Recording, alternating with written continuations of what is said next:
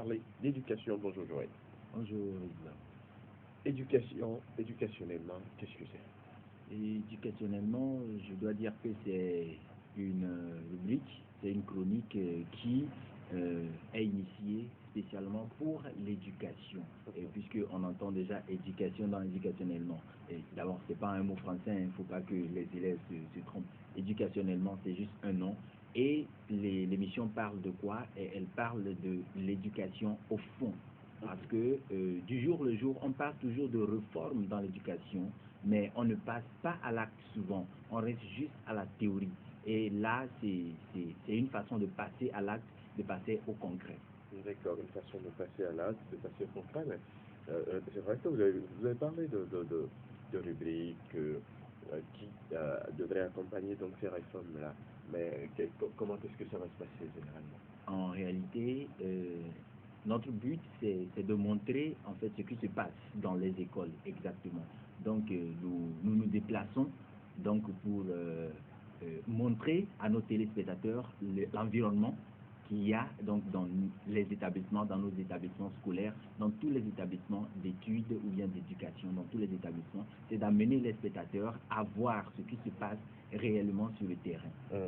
Ce qui se passe réellement sur le terrain, ça va seulement se limiter aux écoles et aux établissements, ou ça va être également dans la vie courante, ça va être également... Ce serait étendu à toutes les structures éducatives, pas seulement dans les établissements scolaires, mais dans toutes les structures éducatives. Partout où il y a l'éducation, on sera. D'accord, partout où il y a l'éducation, parce que je dis au passage, hein, hier du côté de la Croix, j'ai vu beaucoup de choses. J'ai vu beaucoup de choses du côté de cette fois-là, mais on espère qu'avec cette nouvelle rubrique, on pourra aider ou on pourra contribuer à la correction de quelque chose. On va suivre cet élément et puis on vous retrouvera le week-end prochain pour, pourquoi pas, voir qu'est-ce que vous allez nous faire de nouveau. D'accord? On regarde ce premier élément réalisé par nos amis, enfin réalisé par Joël, pour cette nouvelle rubrique éducationnelle.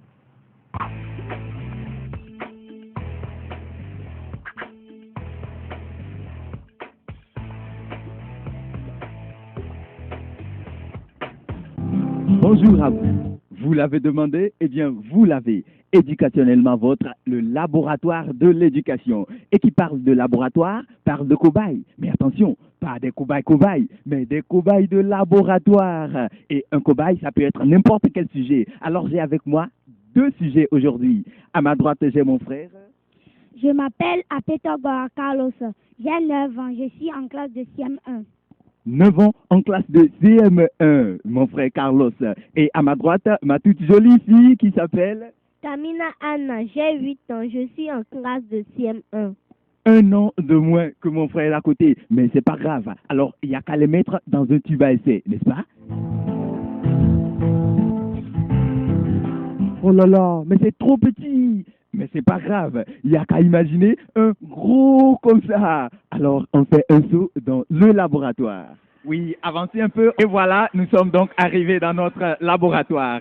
On a plein de sujets là, mais on n'aura qu'à utiliser 2 sujets phares. Alors, savourez donc l'instant.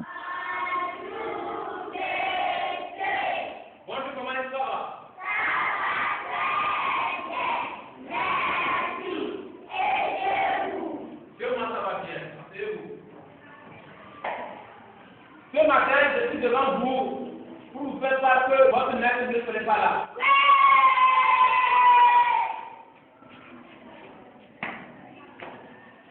Laissez-moi le but. Attends-nous vite. Magasin, lève-toi. Comment t'appelles-tu? Je m'appelle Tamina Anna. Pourquoi tu es triste? Je suis triste parce que nous sommes en retard pour le programme. On devait travailler aujourd'hui, mais le maître n'est pas venu. C'est la raison pour laquelle je suis triste. Non, il ne faut pas être triste comme ça. Assois-toi, hein. Demain, je suis sûr que le maître va arriver. Hein? Assois-toi. Tu vas envoyer un maître pour le moment. Vous avez compris? Oui, monsieur. Au revoir, les élèves. On va faire une leçon de calcul. Maintenant, écoutez-moi. Vous êtes à la maison. Papa vous donne 2 langues. Maintenant, maman vous a dit ça. Moi,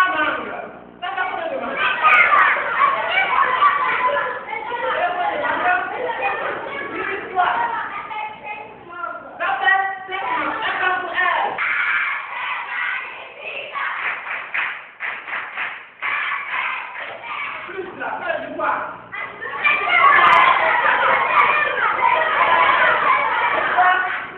Ajouter. Donc aujourd'hui, notre leçon va porter sur l'addition des nombres. Il va commencer pour poser les questions. Toi, est-ce que gars, qu'est-ce que tu poses? Et tu frappes, tu comprends? Va! Surtout, qu'est-ce que tu fais? C'est ton travail, c'est ton travail, là!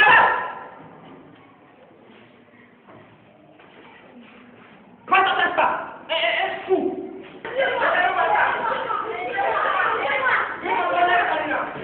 Voilà! Très bien, très bien. Tu comprends? Tu peux effectuer maintenant. Effectue.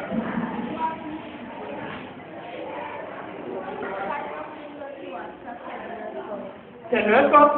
Non, compte les doigts. Compte 4 plus 4 doigts plus 3 doigts. Très bien, voilà.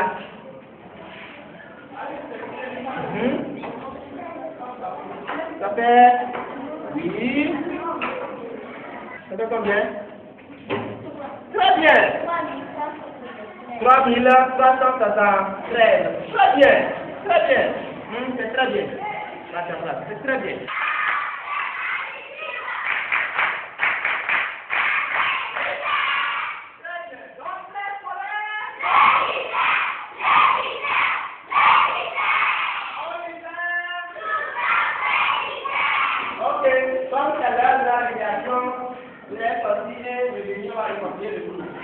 Comme vous venez de le voir, l'expérience a porté sur l'effet de l'encouragement.